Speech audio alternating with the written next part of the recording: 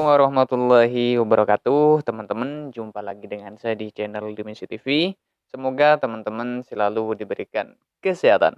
Nah, pada kesempatan kali ini saya akan menampilkan sebuah video yang cukup menarik untuk kita simak bersama-sama dengan judul Ada yang lebih berkuasa daripada Fir'aun. Nah, kita tahu Fir'aun adalah merupakan sosok penguasa yang tidak ada yang berani membangkang pada saat itu. Namun pada akhirnya beliau mendapatkan azab oleh Allah karena ajarannya yang cukup sesat. Nah, kembali kepada Nabi Musa, kita tahu bahwa Nabi Musa dibesarkan di istana Fir'aun dan diasuh oleh istri Fir'aun. Namun setelah Nabi Musa dewasa, beliau tidak langsung meneriakkan terima kasih Fir'aun dan hidup Fir'aun. Meskipun beliau sudah dibesarkan di istana Fir'aun itu. Beliau justru Nabi Musa melawan Fir'aun karena ajarannya yang sesat dan jauh dari perintah Allah. Nah, terkait hal ini mungkin kira-kira ya, sekalipun ajarannya sudah jauh berbeda, namun ada yang meneriakkan sosok pemimpin tersebut. Apakah sosok ini lebih berkuasa daripada Fir'aun? Oke, tanpa perlu berlama-lama, langsung kita tonton videonya. Nambah utang udah, ibu kota negara baru mangkrak udah, demokrasi rusak juga udah, proyek membebani APBN udah, cetak rekor korupsi udah, keluarga problematik juga udah. Dianya tinggal pensiun, dapat tunjangan seumur hidup, dapat lahan dari negara, anak-anaknya jadi miliarder dengan uang rakyat. Rakyatnya makin sengsara. Serius, kita izinkan dia hidup sedamai itu. Kita, rakyat yang bahkan membiarkan sang proklamator di pengasingan karena diduga terlibat pemberontakan partai komunis, sekarang kita pilih kasih sama dia gitu. Gak semudah itu Ferguson. Dia juga harus diseret ke pengadilan.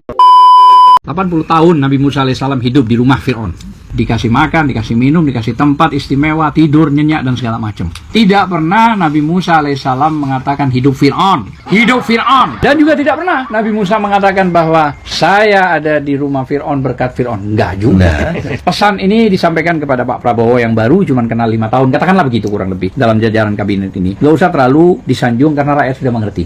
Janganlah terlalu begitu. Karena apa yang dikatakan hidup Jokowi itu malah menyinggung, menghina rakyat Indonesia. Karena yang memilih bukan Jokowi. Secara keseluruhan. Ya, secara keseluruhan adalah lebih rakyat. jauh dari itu melecehkan. Kenapa saya menggambarkan bahwa Garuda berdarah-darah? Garuda sengaja ditusuk untuk kepentingan oligarki. Rakyat yang begitu besar, toko, kampus yang begitu besar, mau rektor-rektor yang punya kapasitas, yang punya intelektual, para profesor dan semuanya, seolah-olah kalah dengan orang yang tidak memiliki jasa. Kalau kita bicara Indonesia gelap, Indonesia sejak dulu zaman merdeka memiliki Garuda. Garuda adalah lambang negara kita. Lagi di belakang kita. Garuda ini memiliki sebuah kekuatan, bukan cuma metafisika, ya, bukan cuma religi, bukan cuma kekuatan bangsa, tapi Garuda yang sekarang ini sepertinya sudah hampir 10 tahun ini benar-benar berdarah-darah, berdarah-darah, Cabutin bulunya. iya, ditusuk-tusuk Garuda ini. Jadi ini yang menjadi problem utama. Tentu sedikit saya mau mengurai bahwa kalau kita bicara ketuhanan yang Maha Esa, ini bukan sekedar tulisan di dinding. Untuk mendapatkan bahasa ketuhanan yang Maha Esa itu, para ulama berdarah-darah, menangis untuk menciptakan itu. Saya kira pernah Bang Egy juga menjelaskan di MK, Mahkamah Konstitusi. Waktu itu zaman Bang Buyung Nasution, kita berperkara. Iya betul. Ya. Dan saya kira dalam konteks itu ternyata agama dipermainkan. Zaman 10 tahun ini agama dipermainkan. Seolah-olah negara kita yang mayoritas muslim sudah tidak lagi menjadi utama dalam hal itu.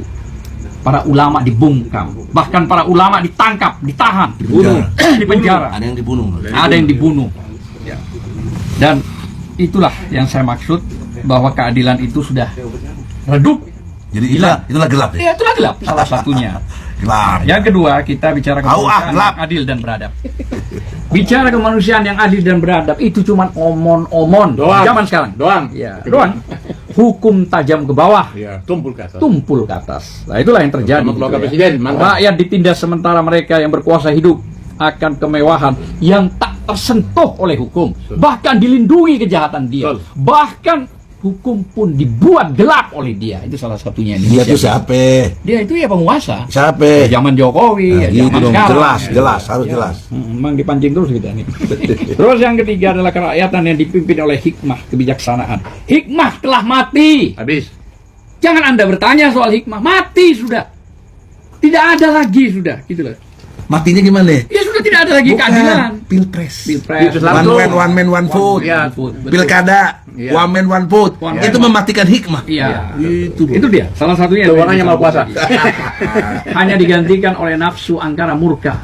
Nafsu yang ingin berkuasa terus menerus supaya Indonesia berubah. Bukan cuma Indonesia akan diserahkan kepada oligarki. Dan demokrasi hanya ilustrasi, ilusi. Suara rakyat hanya formalitas karena keputusan sudah dibuat jauh-jauh sebelumnya. Yang rakyat bersuara dianggap hilang. Itulah gelap. Dan yang terakhir adalah keadilan sosial bagi seluruh rakyat Indonesia. Keadilan hanya milik mereka. Bohong milik rakyat itu. Hanya milik mereka semua itu. Yang berkuasa, yang bermain gitu lah ya. Rakyat yang kecil dibantai habis. Dengan cara apa? Mematikan ekonomi, merubah ekonomi. Kenapa Jak? Pajak semua ditingkatkan. Digusur, dipik. Tak dianggap pemilu tiba. Negeri ini milik siapa sih sebenarnya? Ini masalahnya. Kenapa saya menggambarkan bahwa Garuda berdarah-darah? Garuda sengaja ditusuk untuk kepentingan oligarki. Kita nih sebagai ulama, rakyat yang begitu besar, tokoh, kampus yang begitu besar, mau rektor-rektor yang punya kapasitas, yang punya intelektual, para profesor dan semuanya, seolah-olah kalah dengan orang yang tidak memiliki jasa. Anak dan bapaknya. Ya, Bapak dan anaknya. jadi bagaimana undang-undang dihancurkan, konstitusi dihancurkan, hukum dihancurkan. Inilah yang dimaksud pertemuan kita, bahwa Indonesia saat ini gelap. Mampukah Prabowo sebagai presiden ini menghidupkan kembali tidak? Janji nawacita Jokowi di 2014 malah jadi nawa dosa. Emang dosanya Jokowi apa aja? Bentar, ada dinasti dan oligarki politik, pelemahan institusi demokrasi, TNI di ranah sipil, runtuhnya sistem pendidikan, pelemahan KPK, kegagalan menangani pelanggaran HAM berat. Bentar. Banyak banget. Syok aku dengernya. Emang ada berapa sih? Majalah Tempo mencatat ada 18 dosa yang dibuat pemerintahan Jokowi selama 2 periode. Beberapa udah aku sebut. Ada lagi soal mempersempit ruang kebebasan sipil sampai maksain pembangunan IKN. Lengkapnya di majalah Tempo. Wow, banyak juga. Bahas salah satunya deh. Yang paling aku penasaran sih soal dinasti dan oligarki politik. Awalnya tuh kalau kamu ingat di tahun 2021 ada ide perpanjangan masa jabatan presiden. Tapi mendekati pemilu 2024 manuver perpanjangan masa jabatan presiden menyurut. Nah di sini nih. Kenapa? Kalau kamu sadar, sebelum upaya perpanjangan masa jabatan itu, Jokowi udah memupuk dinasti politik. Tahu dong kalau anak Jokowi, Gibran maju jadi wali kota Solo di Pilkada 2020, terus terpilih jadi wali kota Solo. Oh iya, ingat-ingat. Gak cuma Gibran gak sih? Menantu Jokowi Bobi Nasution juga jadi wali kota Medan kan? Betul, dan masih ada lagi keluarga Jokowi di pemerintahan. Adik ipar Jokowi, Anwar Usman, kan jadi hakim MK. Terus ada juga satu sepupu di PT BNI dan 2 keponakan Jokowi di PT Pertamina dan anak usaha Pertamina. Banyak banget, dan aku baru ingat. Anak bungsu Jokowi Kaisang Pangarep kan jadi ketum PSI kan ya? Tapi kan Gibran udah mengundurkan diri jadi wali kota Solo. Yap, Kaisang jadi ketum PSI padahal baru 2 hari dapat kartu anggota partai. Kalau soal Gibran, sekarang udah jadi wakil presiden terpilih. Nanti tuh tanggal 20 Oktober dilantik jadi wakil presiden. Oh gitu, kalau aku pikir-pikir, kita kan baru bahas 1 dosa ya. Kata kamu tadi ada 18. Wah, ini sih aku jadi penasaran mau baca dosa Jokowi yang lain. Kalau gitu, pinjam dong majalahnya. Ya begitulah itu tadi terkait bahwa ada sosok pemimpin yang lebih berkuasa daripada Firaun. Nah, oke, saya rasa cukup dulu sampai di sini. Terima kasih teman-teman telah menonton. Jangan lupa dukung channel ini dengan cara like, komen, dan subscribe. Terima kasih.